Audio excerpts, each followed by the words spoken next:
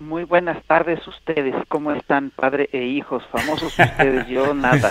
Ándale, ahora vas a decir que no eres famoso, Fisgón. No, Pues, eso por supuesto.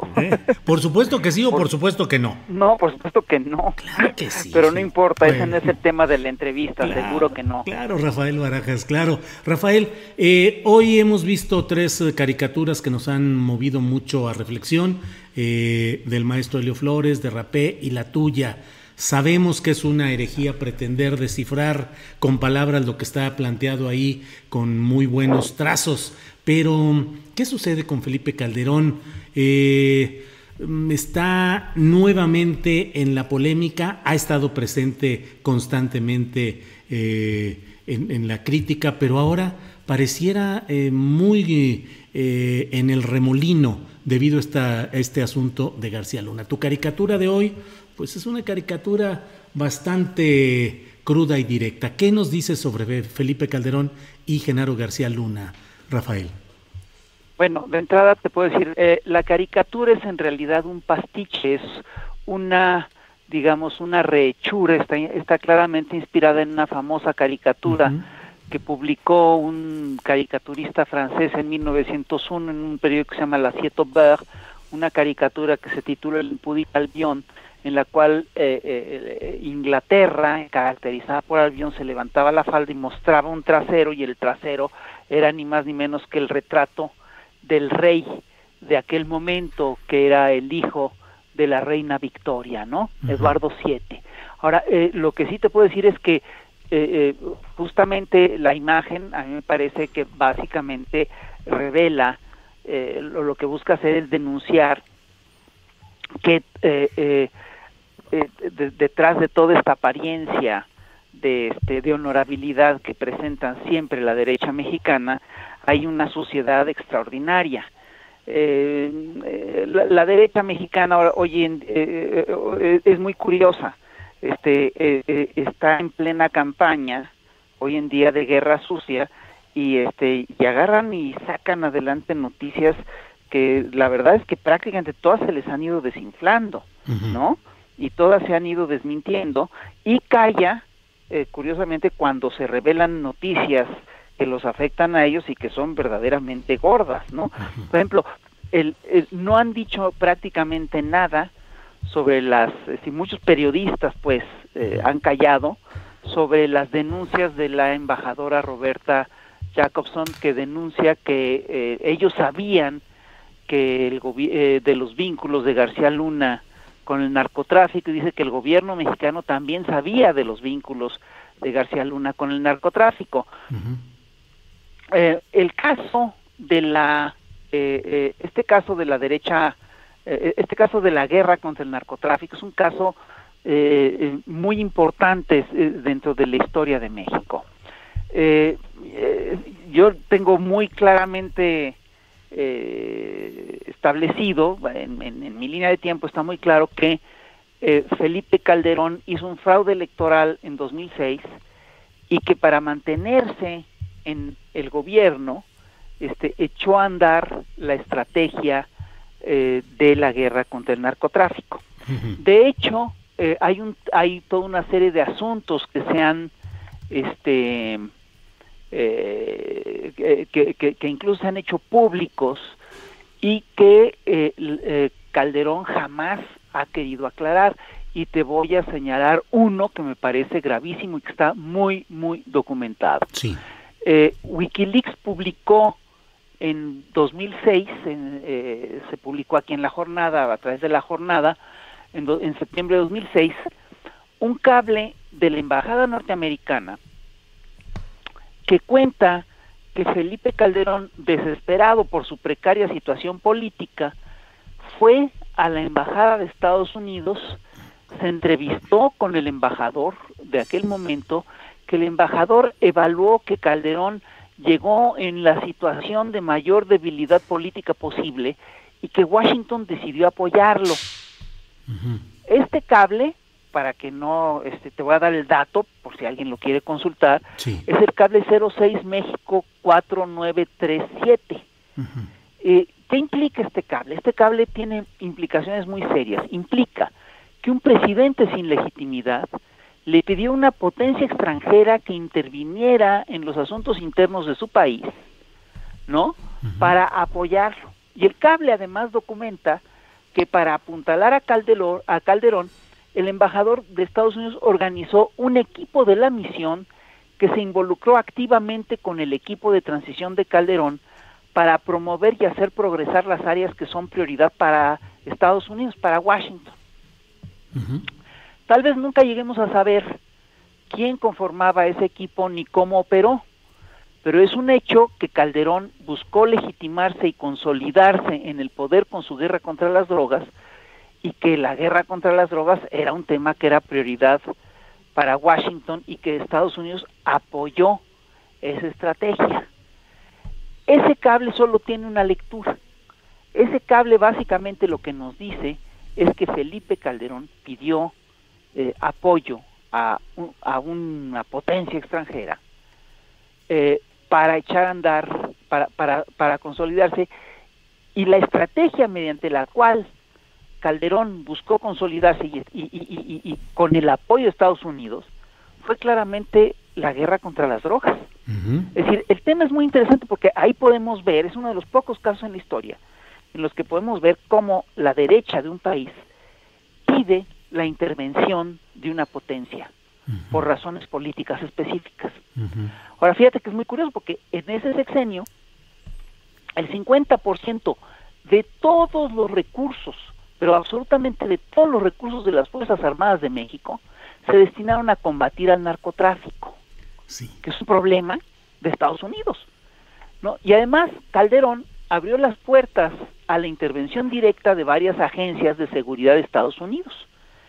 El Universal documentó que desde abril de 2009 operaba en México, a partir de abril de 2009 hasta no sé qué fechas, operó en México una oficina binacional de la Iniciativa Mérida, donde trabajaban 45 funcionarios norteamericanos de diversas agencias con sus contrapartes mexicanos.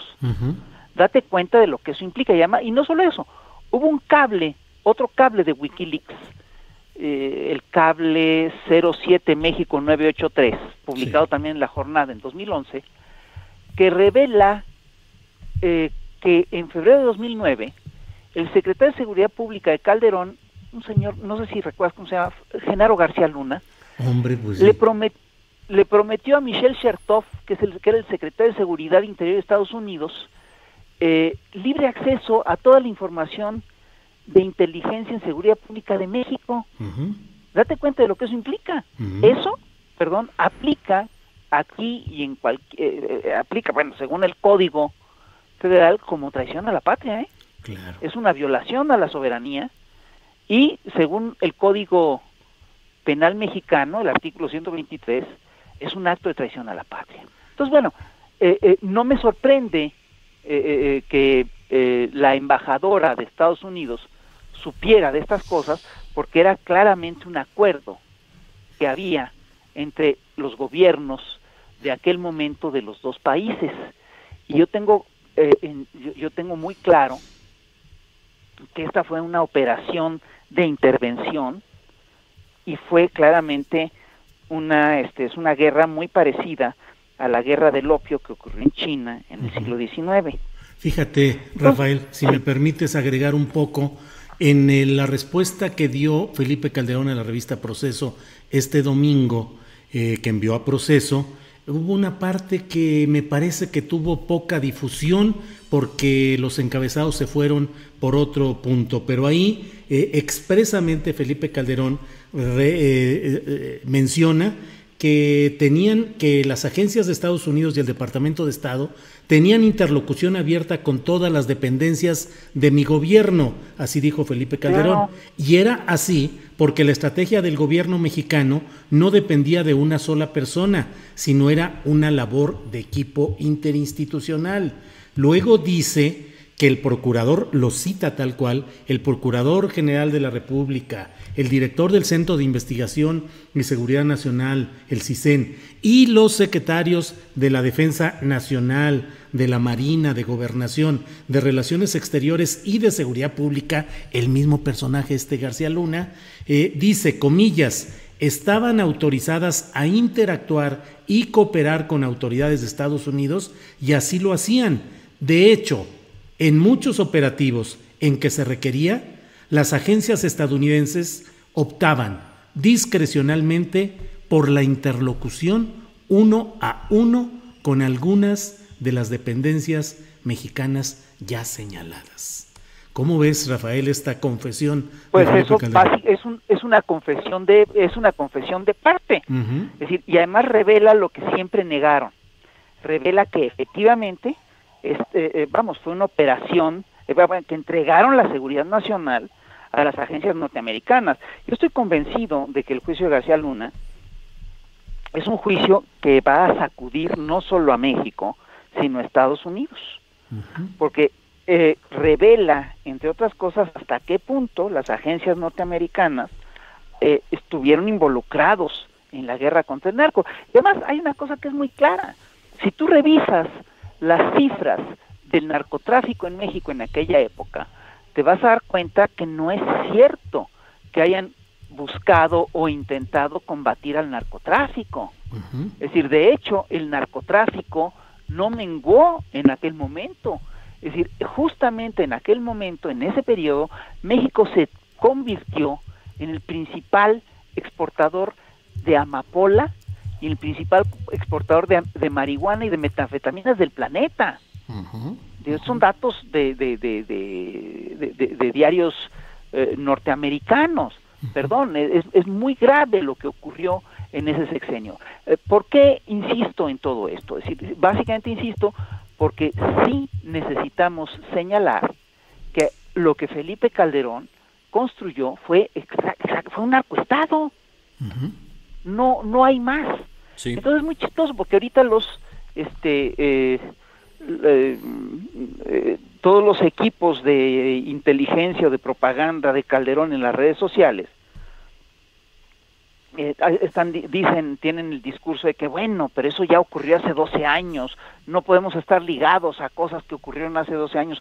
Perdón, no hace mucho tiempo que ocurrió eso y las consecuencias de esa entrega de la nación han sido graves y profundas y no hemos acabado de resolver los problemas que se plantearon en aquel momento.